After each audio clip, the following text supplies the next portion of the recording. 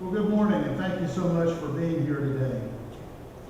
We are thrilled, even in the rain, that so many of you are able to join us, not only in person, but many of you who are joining us online.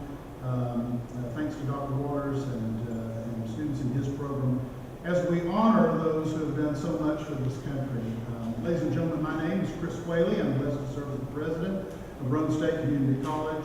And first of all, as we get started, let me say thank you to the Roane State Instrumental Ensemble for their beautiful, beautiful prelude music under the direction of Dr. Joel Greenlee, Professor of Music and Intermediate Humanities here at Roane State Community College. Would you join me in thanking them?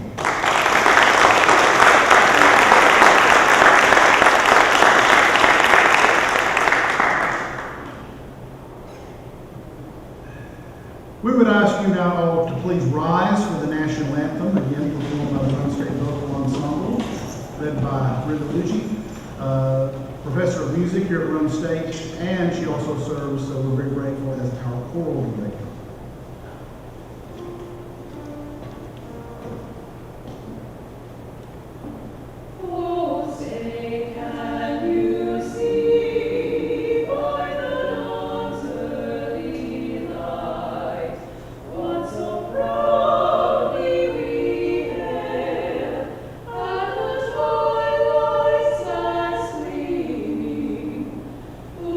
Stripes and bright stars.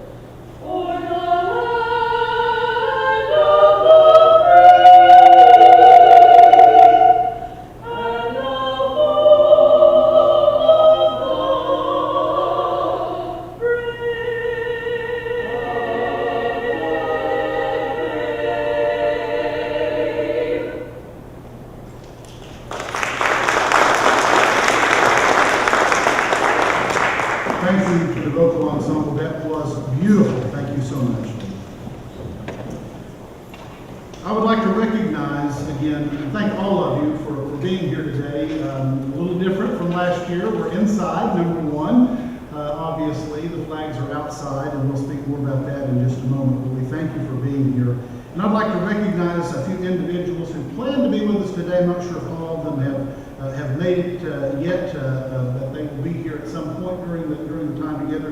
Lieutenant Governor Randy McNally is Lieutenant Governor in the back yet. I don't see him yet. We appreciate the Lieutenant Governor's very busy schedule, as you can imagine, on Veterans Day, who will be here at some point a little bit later, as well as Major Bruce Canfield, who is our guest speaker today, and who you'll hear from in just a few minutes. Bruce served in the Navy from 1969 to 1973, and then 4 years later joined the United States Army and served there from 1977 to 1992. We also have a special thanks to the VFW Post 659A in Airman. That post is a bald eagle sponsor of the Veteran Wave, and it's with their support that we're able to have this program and have the Veteran Wave. Their support provided the military branch flags that we enjoy, and so much more. So thank you very much to all those members. Representative Kelly Kiesling from the 38th District plans to join us. I don't know if Representative Keeling is here, but if you are, so welcome. Thank you for all that you do, as well as any city, county, and local government leaders who may be able to join us again or who are tuning in. I'd also like to thank, she is unable to be here today, but the idea, the genesis, if you will, of the Veteran Wave is Dr. Diane Ward, and I never want to have this program, even though she does not want me to say this, without thanking her for her vision and leadership to make this a reality. In her absence, a number of folks, in fact too many for me to name, all of them, staff members from Roane State and volunteers have been able to step up and make this wonderful day happen. To all of you, thank you. I want to particularly thank Kat Baker and the folks in our Student Services area, Veteran Services, for all that you do.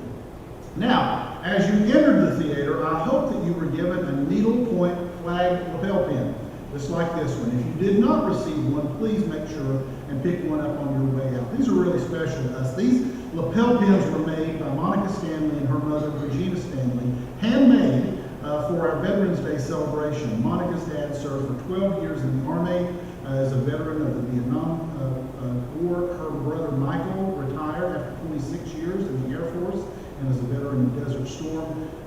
Monica and her mother are always looking for ways to support our military, and this flag lapel pin is something I will treasure, and it's one of the many ways that they show their support. They hope and we hope that you enjoy the pins and that you remember our veterans, the men and the women in the military, as you proudly wear them. So again, as I conclude, thanks, another name that I have to specifically mention is David Webb. David Webb and his wonderful team and facilities here at Roane State placed the flags on the front lawn that you hopefully saw as you drove in. Without their hard work again today, it would simply not be possible. So whatever role you played, we thank you very, very much. So again, getting back to the beginning, it was a couple of years ago, Diane had this idea that floated around about setting aside some time to honor our veterans. That's something we have done for many, many years here, but she wanted to do it in a special way. Not just Roane State students and staff and faculty, but to include all of our community veterans as well. And so the Veteran Wave was born, and today marks the second of our many future celebrations to come as we honor the sacrifices of so many who have made our country what it is and have made our country free and have paved the way for the democracy and the democratic republic that we enjoy, the very foundation, if you will, for Veterans Day. Our veterans have served their country with the belief that democracy and freedom are ideals to be upheld at home and abroad, and they have lived that out. And sometimes, I'm ashamed to say, that we take for granted the very things that deserve our gratitude, but that will not be the case today. Today we honor those who understand the words duty, honor, and country. Today we remember those who answered the call to serve our country and protect our freedoms. And today we honor those in uniform currently serving in our military here and abroad, those who have served and those who will serve. So today and tonight, we can rest and sleep peacefully in our beds. So a fair question to start off would be, so what is a veteran? Well, a veteran, whether active duty, discharged, retired, or reserve, is someone who, at one point in his or her life, wrote a blank check made payable to the United States of America for an amount up to and including his or her life. I want you to think about the enormity of that for just a moment. So now, if I may, I would like to ask our veterans, as I call out this, we'll start with some of the specific conflicts and move forward. If we have any veterans of World War II and you're present, would you please stand at this time?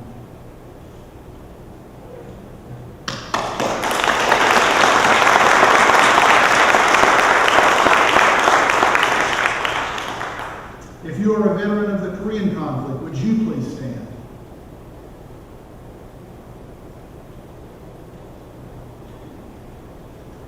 If you are a veteran of the Vietnam War, would you please stand at this time?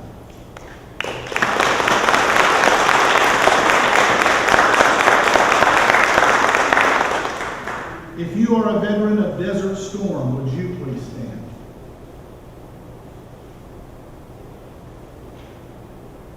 If you are a veteran of the War on Terror, would you please stand at this time?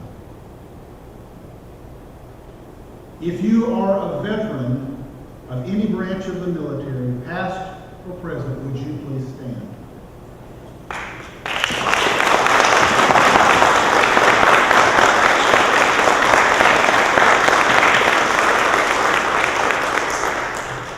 You may be seated. We are here today enjoying our freedom because of individuals just like you. From the bottom of our hearts, thank you, thank you, thank you.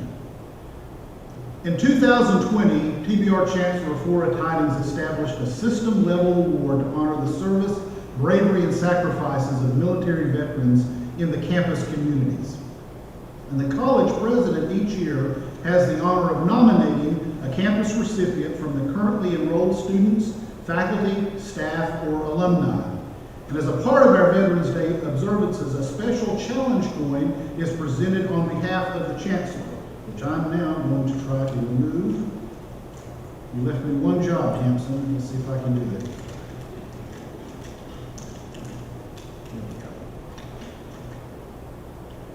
So this wonderful challenge coin is presented each year to a nominee that is approved by the Chancellor in our system on behalf of the Chancellor again. And this coin presents a rich and recognizes a rich tradition in all branches of the military, and it signifies special achievement, excellence, hard work, unit pride, respect, and all of the things that make the military so special.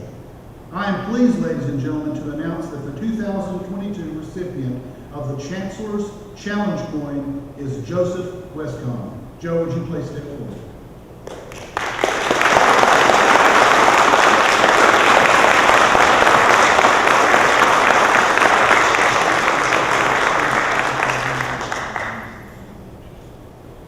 Joe Westcomb was born in 1993 in East Tennessee, and growing up, Joe, like a lot of us, wasn't sure what he wanted to do. He was searching for the right path. He worked in several industries in his community, including cabinetry, working on vehicles, and warehouse inventorying, and driving semi-trucks, and even hazmat hauling and handling. But he felt like there was still something missing. So in 2010, Joe made the decision to join the United States Army, where he served for 8 years. And during his enlistment, Joe became a professional Black Hawk helicopter mechanic and crew chief. He was deployed to Afghanistan, and the drive and the work ethic that he demonstrated were critical to the safe and efficient loadout of those helicopters. His hard work did not go unnoticed by the Army, and he was awarded the Certificate of Achievement for Loadout Operators for redeployment during Operation Enduring Freedom. And in addition, Joe earned several commendations and service medals, including the NATO Medal, the Order of the Gold Spur, as well as the United States Army Aviation Logistics Award. In 2017, Joe was officially medically retired out of the Army due to an injury in Afghanistan, and Joe's injury forced him to walk with a cane, but that did not stop him. with fierce, and I underscore and emphasize the word fierce, with fierce determination, Joe got help. He got therapy that he needed, and he was able to push forward, and he is now able to walk without a cane, ladies and gentlemen.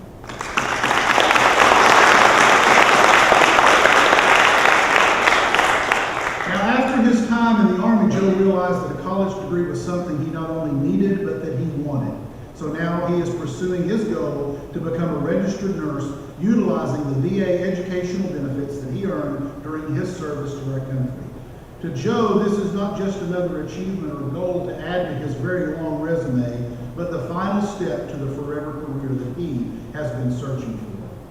So the qualities and skills that Joe learned and exhibited during his time in the Army have carried over to the qualities and skills that he exhibits every day as a student.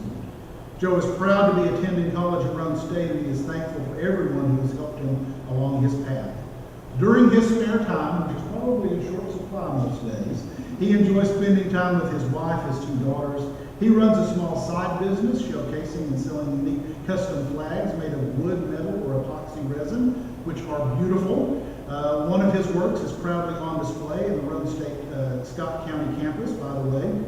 So Joe, on behalf of Chancellor Flora Tynes, you have been recognized as the 2022 recipient of the Tennessee Board of Regents Chancellor's Commendation for Military Veterans representing Roane State Community College. Thank you for your service. We are honored to recognize you.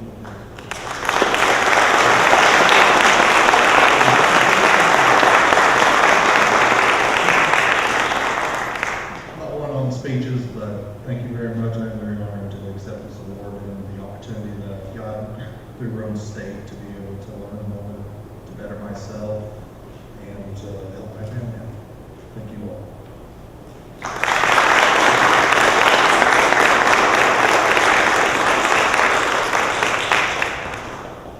Thank you again, Joe. Our guest speaker today, as I mentioned a moment ago, is Major Bruce Cantrell, and he is truly one of Roane State's own. Major Cantrell has served in the United States Navy, as I mentioned, in the United States Army, as a Vietnam combat veteran. Through his career, he has received 3 meritorious service medals, 2 National Defense Service medals, the Army Commendation Medal, the Army Achievement Medal, the U.S. Military Reserve Medal, the Vietnam Service Medal, the Vietnam Campaign Medal, the Army Service Ribbon, the Navy Unit Commendation Ribbon, the Combat Action Ribbon. He has earned the Parachutist Badge Airborne in the 82nd Airborne Division, as well as he has earned the Air Assault Badge, the Air Assault 101st Airborne Division, and many more. He is a 1975 graduate of Roane State Community College. He then earned his bachelor's degree from Tennessee Tech in 1977. I was trying to make you know. His master's in 1985 from the American University in Washington, D.C. He has served in the White House and Camp David during the administrations of Presidents Reagan and George H.W. Bush. He served in the 99th Tennessee General Assembly as our state representative from the 32nd Legislative District. That was from 1994 to 1996. He is an associate professor of biology here at Roane State Community College. He has served as interim dean of the Mathematics and Sciences Division, as well as the interim director of international education. During his impressive tenure at Roane State, Bruce conducted the Classroom Under the Sea educational project that many of you may remember. And in 2014, he set a new Guinness World Record for the longest time spent living in a fixed underwater habitat. That was 73 days. Yes, 73. This world record is still current. He conducted live classes from his undersea habitat, which were viewed in over 60 countries, and you can still check those out on YouTube, and we encourage you to do that. And in 2020, Major Cantrell was recognized as the recipient of the Tennessee Board of Regents Chancellor's Commendation for Military Veterans that we just awarded. That's a lot. Let me tell you that shame on me for ever forgetting those things as impressive as they are, but the reason that we don't think about them is because Bruce is so approachable in everything that he does. such a passionate advocate of student success. Always has been one of the favorite faculty members here at Roane State Community College. And so when you have somebody like that that you work with day by day by day, you tend to take your eyes off the amazing things that they have accomplished. But let us not do that today. So Bruce, thank you for your service. Thank you that we can call you one of Roane State's own, right up into, including today. Ladies and gentlemen, may I present to you Major Bruce Kent.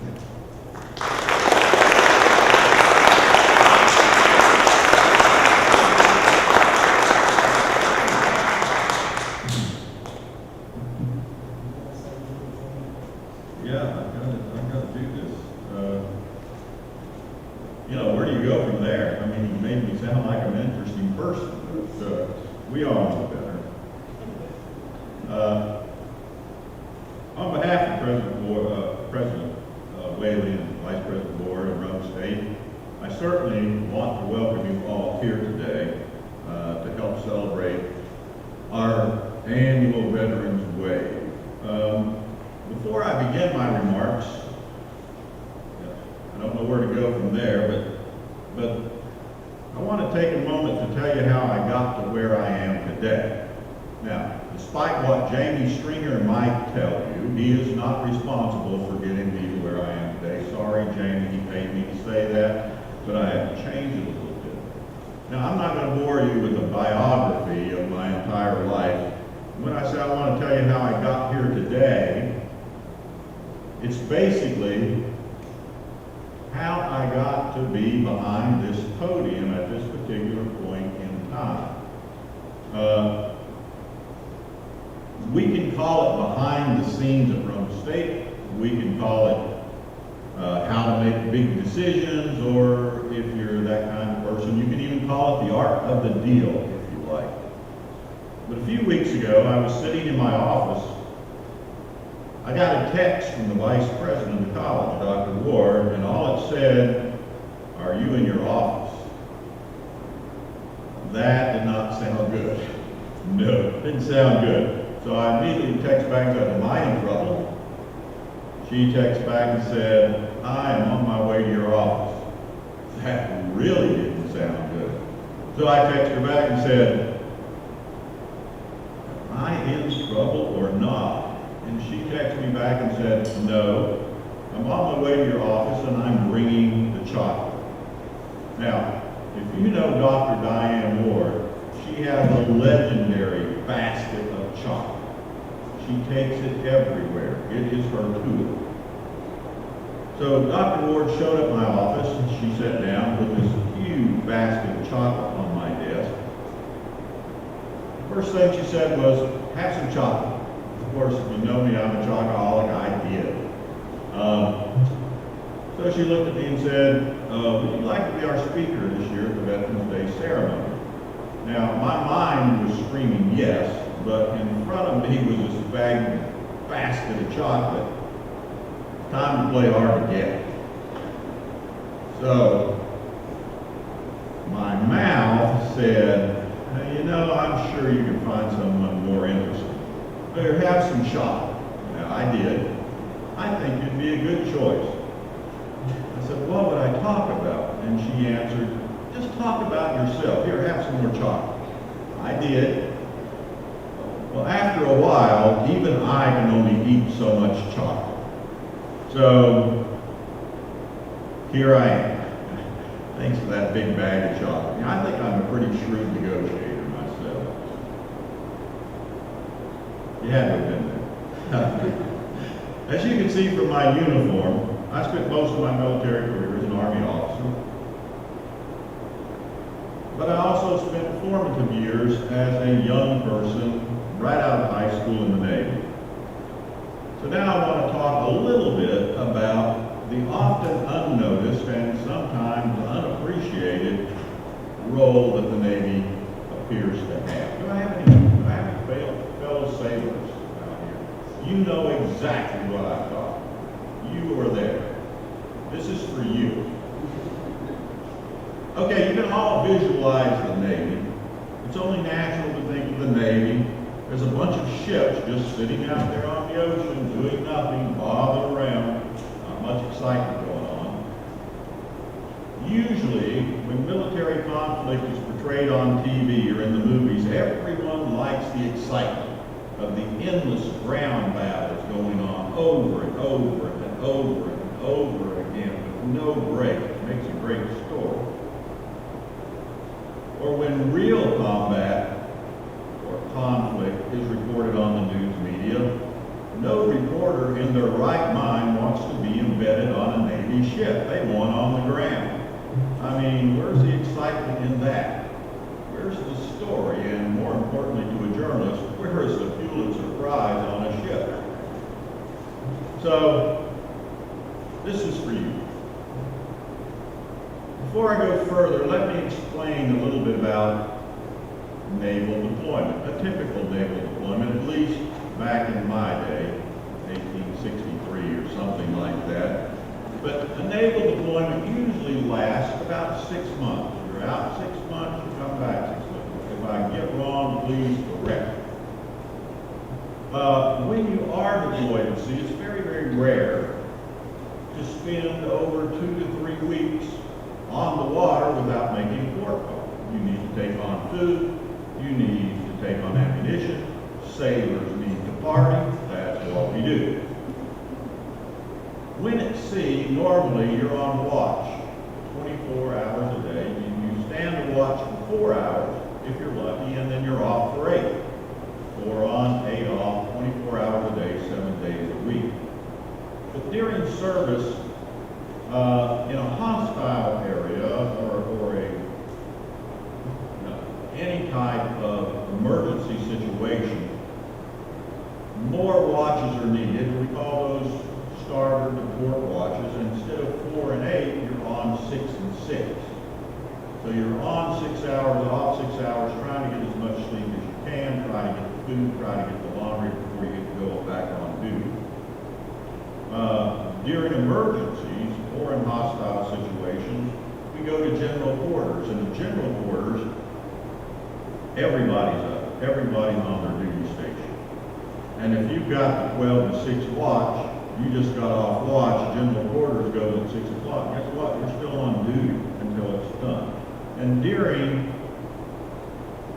the time at sea, we run low on food. We run low on ammunition, so we have to do what we call underwater or underway replenishment, where we take on food, we take on water, that sort of thing. Now, I only want to center on one 6-month or scheduled 6-month Westpac cruise, Western Pacific cruise, that I participated in. I'd like to talk about it a little bit. It began in November 1971 and was scheduled to end in April 1972, but due to unpredictable circumstances that I'll talk about in a minute, it ended up lasting an unprecedented 8 months, from November 16, 1971 to July 20th, 1972. But before I get into that, I need to talk about the good old days. The good old days. A lot of you can identify with the good old days. Everyone likes to talk about the good old days. We tend to forget that there were also a lot of bad old days. But as you get older and more time passes, we tend to focus on the good old days and less on the bad old days, until after a while, it seems like our life is just a collection of good old days. Well, in order to stay away from that good old day crap as much as possible, my remarks from here on out, I rely heavily on a shipmate of mine, and now a noted naval historian, John Bancroft Hall, by using actual deck logs, personal journals, diaries, crew interviews. John has written a very in-depth history of our ship during the unique time in the history of the Vietnam War. Now don't worry, I'm not going to go through the entire 8 months. After all, yes, we were sailors. There were some good old days. Look, he's smiling, he knows But today I only want to talk about 51 of those days, from March 1972 to May 1972. Now initially, our deployment was fairly routine. We, of course, had spent some time on what we call Operation Freedom Train. Now, Operation Freedom Train is just a code name for aircraft carrier air support for our ground crews. We also did a little gunfire support for ground crews called the gun line, and we actually spent Christmas of 1971 on the gun line. But that being aside, in March 1972, we were living the typical good life, relaxing in Hong Kong Harbor for a couple of weeks, being sailors. But on March 16th, after a 2-week assignment as a U.S. ship stationed in Hong Kong, we were relieved from Hong Kong for what we thought would be a very, very short routine assignment on our way back to the States. After all, in mid-1972, the Vietnam War, although it was still going on very strong, was starting to settle down because of the ongoing Paris peace talks. A lot of you are out there, like me, you're old enough to remember that. We left Hong Kong, and we were assigned a typical routine top-secret assignment to independently shadow an intelligence ship. We weren't sure if it was Vietnamese or Chinese, but being in Hong Kong, we were low on fuel. We had to sail 30 knots to hit Subic Bay in the Philippines to refuel and then go out on station and find our ship.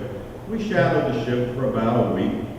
Then we were relieved and ordered to a more conventional assignment at what was called Yankee Station. Now, remember, Operation Freedom Train was the aircraft giving the support to the ground troops from the aircraft area. Yankee Station was an area about 100 miles off the coast where the aircraft carriers congregated, and every time you see an aircraft carrier on TV, there are at least 5 destroyers that are there for security, and we were assigned to the USS Coral Sea. We expected to stay on Yankee Station about a week. Our 6th month would be up, and then we would begin our trip back to San Diego. And we were all excited because we had a little bit of time left over, and we were scheduled to go to Australia. Can you imagine going to Australia? But unfortunately, sometimes things don't work out. On March 30th, 1972, the Thursday before Easter, the North Vietnamese Army launched a big invasion into the South on 3 fronts. They had almost 250,000 Army, infantry, armor, artillery soldiers going down. And by now, in 1972, the U.S. had already withdrawn most of its combat units, leaving the South Vietnamese almost defenseless. They could not meet the challenge, so they desperately needed our help. It was also no coincidence that the invasion started during the monsoon season.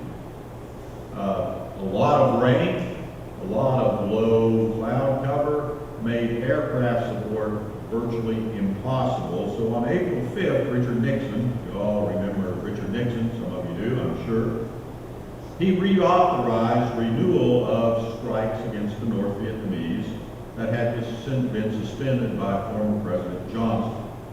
So in addition to the air bombardment, it included shore bombardment by cruisers and, yes, destroyers, meaning us. We were not going home.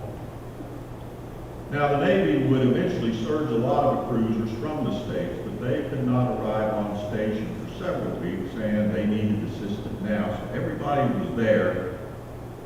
We were there. We were locked in for the duration. And then on April 17th, or April 7th, we were assigned a task group, a surface action group of about 6 or 7 destroyers that were assigned to engage shore targets off the coast of the southern part of North Vietnam. Now, for the next 2 weeks, all we did was daily strikes against the defended North Vietnamese targets. Our missions were conducted mainly at night for obvious reasons. Nobody could see you at night, but over the course of the war, the North Vietnamese had upgraded their shore artillery to larger shells, larger caliber shells, and some very, very good radar type artillery.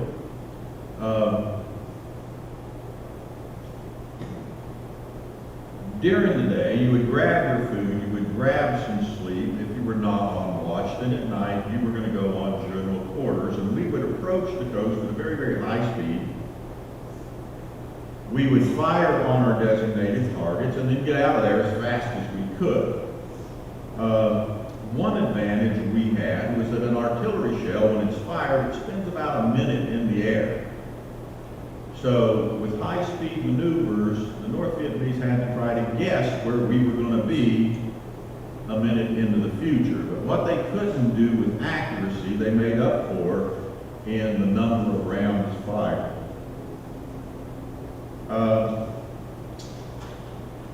We took on a lot of shrapnel, but we were lucky. We never got a direct hit. Others did. Now, needless to say that all that running up and down the coast and shelling used up vast amounts of fuel, vast amounts of ammunition. And if you were not at general quarters at night, you were usually helping to replenish ammunition and fuel during the day. This included passing literally thousands of rounds of 53-pound projectiles and 38-pound powder kegs from the very, very upper decks down to the lower decks to the magazine. We also had to do the same thing with the food and the other needed supplies. Now, things go wrong. On April 8th, we were receiving counter battery fire, shells literally exploding on both sides of the ship.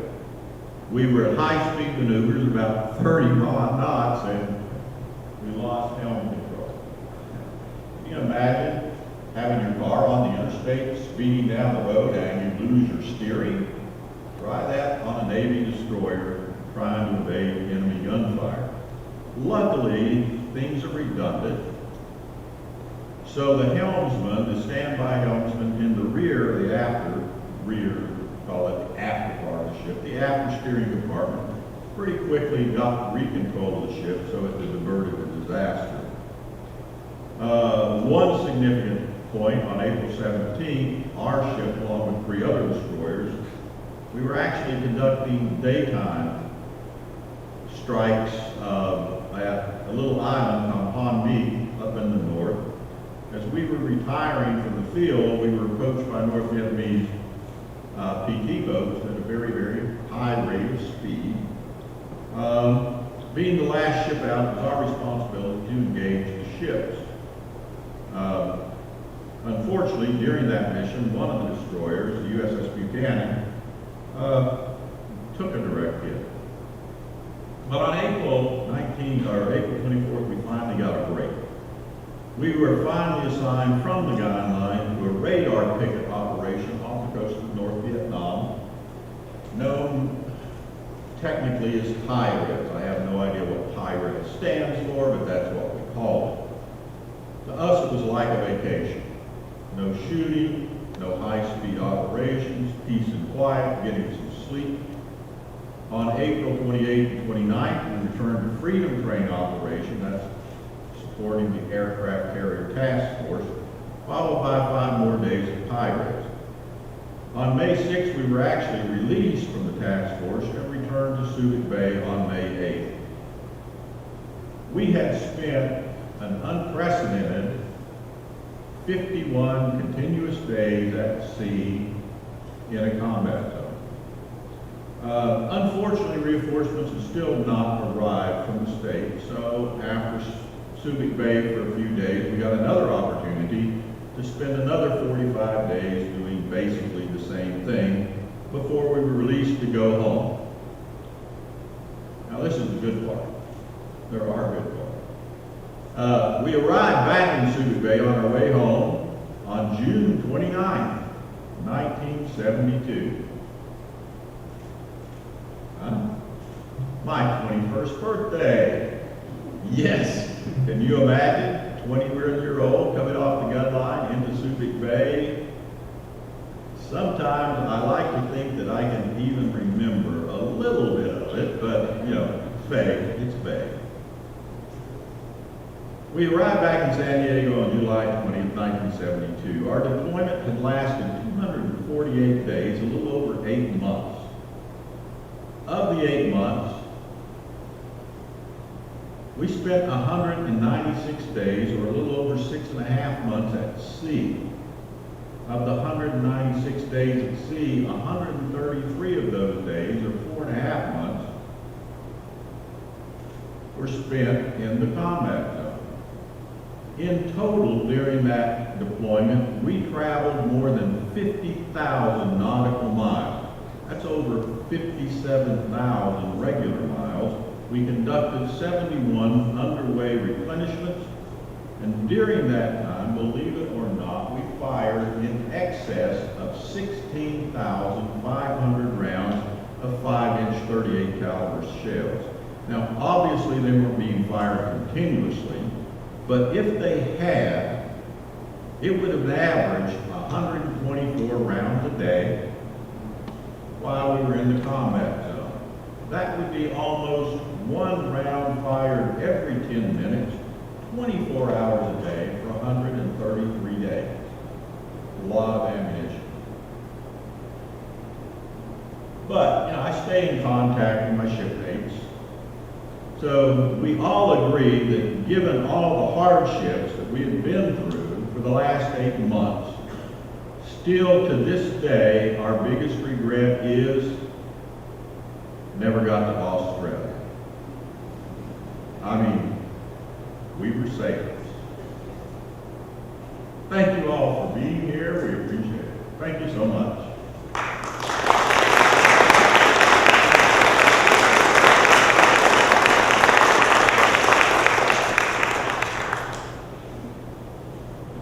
Thank you so much, Bruce. As we get ready to close, we want to do one more very special thing. I'll have a couple of announcements at the end. Right now, our Roane State Instrumental Ensemble is going to play each military branch's fight song, and when your branch's song is played, would you please stand and let us honor you? We'll do that right now. Dr. Green?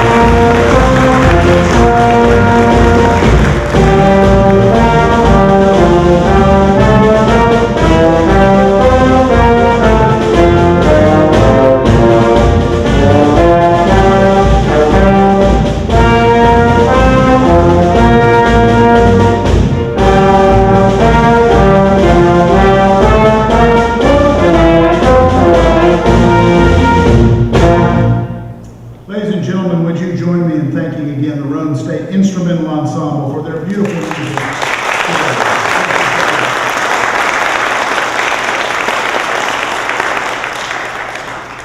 Now, as we wind down, I want to let you know, obviously today is not a really good day to traipse around out and see the flags up close. It's not that we're telling you you can't, we're just not sure how safe it is in the wet grass. So, what we would invite you to do is to come back to campus. Today, we want you to drive around. We absolutely, if you parked here and did not see them, make sure you drive down Patton Lane so you can see the flags, and then come back. Come back to campus, please, and take your time to stroll through the flags and see them. And notice that each flag is tagged. The tag color indicates the branch of service. The names are not in alphabetical order, but we hope to remedy that later, or at least I don't think they are. So if I'm wrong about that, I certainly can stand to be corrected.